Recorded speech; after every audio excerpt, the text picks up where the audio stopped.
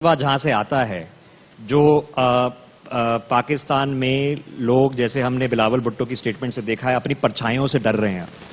खौफ हो गया उनको कि हमारे घर में आके क्या क्या हो सकता है। फिर वो घिनौनी टिप्पणियां कर रहे हैं यूएन पे, कैसी चीजें बोल रहे हैं। ये क्या दिखाता है?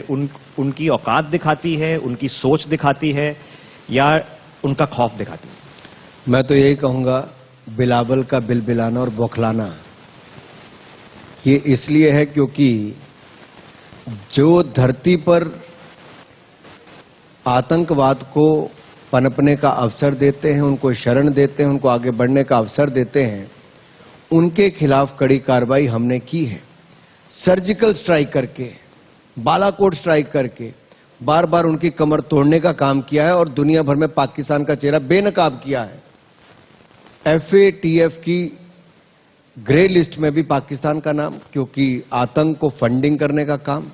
हमने जब भारत में 90वीं इंटरपोल जनरल असेंबली दिल्ली में की तो उसमें बड़ा स्पष्ट कहा, ट्रैक, ट्रेस एंड टारगेट, आतंकवाद को जड़ से खत्म करना। और ये आतंकवाद, और जब थर्ड मिनिस्ट्रियल कॉन्फ्रेंस यहां पर की, तब यही चला, नो मनी फॉर टेरर, कि आतंक के लिए पैसा नहीं होने देंगे, चाहे वो ड्रग से आता हो या कुछ देश अलग अलग दृष्टि से। और हमने, हमारी मार्गदर्शन में यूएनएससी पे भी इस पे मीटिंग होगी। आतंकवाद को हम वापस विश्व गुरु के नाते विश्व एजेंडा पे वापस ला रहे हैं।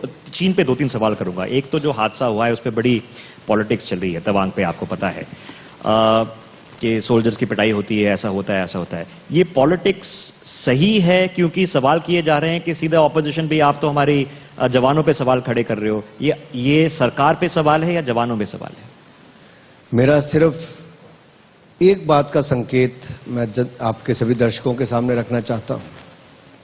क्या कांग्रेस ने बार बार भारतीय सेना की क्षमता पर प्रश्न चिन्ह खड़े नहीं किए? क्या भारतीय सेना को अपमानित करने का काम कांग्रेस ने बार बार नहीं किया?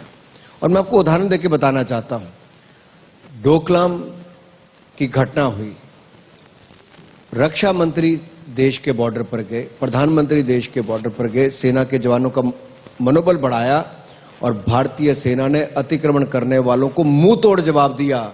और भारत का 1 इंच हिस्सा भी ना कोई ले पाया है, ना किसी को ले जाने देंगे। लेकिन कांग्रेस अपने मंसूबों से बाज नहीं आती। डोकलाम की घटना के समय राहुल गांधी चीन के अधिकारियों के साथ क्या खा रहे थे, क्या पी रहे थे, किस पे चर्चा कर रहे थे, ये देश जानना चाहता है। क्या बताएंगे? लेकिन इसमें जो डोनेशन की चर्चा हुई है, इस पे इन्वेस्टिगेशन करेंगे आप? एक बोलना होता है और इन्वेस्टिगेशन होना है कि क्या पैसे कहां से आए, किसको दिए, किस फाउंडेशन को दिए गए। देखिए ऋषभ जी, आपने थोड़ा सा कहकर छोड़ दिया। मैं तो साफ आरोप लगा रहा हूं और जवाब मांगता हूं कांग्रेस से कि राजीव गांधी फाउंडेशन की क्या मजबूरी थी चाइनीज दूतावास से चंदा लेने की या धन लेने की? क्या ऐसा काम किया उससे? आज देश की जनता पूछती है कि गांधी परिवार की क्या मजबूरी बन गई कि चीन के दूतावास से पैसा लेना, और पैसा किस काम आया? इन्होंने भारतीय सेना के पक्ष में तो एक बात नहीं आज तक कही, लेकिन चीन की बार बार बात करते हैं, भारतीय सेना को बदनाम करने का काम करते हैं। ओके, मैं तो यही कहूंगा, राहुल जी, ये पुरानी भारतीय सेना नहीं है जिसको आपने और आपकी सरकार ने ना स्नो सूट दिया था, ना स्नो बूट दिए थे, ना बुलेट प्रूफ जैकेट दी थी, ना लड़ाकू विमान दिए थे। ये नरेंद्र मोदी जी की सरकार है जिसने राफेल विमान भी दिया, 2 लाख बुलेट प्रूफ जैकेट भी दी, लेटेस्ट हथियार भी दिए, और अब 400 आइटम्स दुनिया से नहीं लेते, हिंदुस्तान के अंदर हम रक्षा उपकरण को बनाते भी हैं और दुनिया भर को सप्लाई करने का काम भी भारत ने किया है।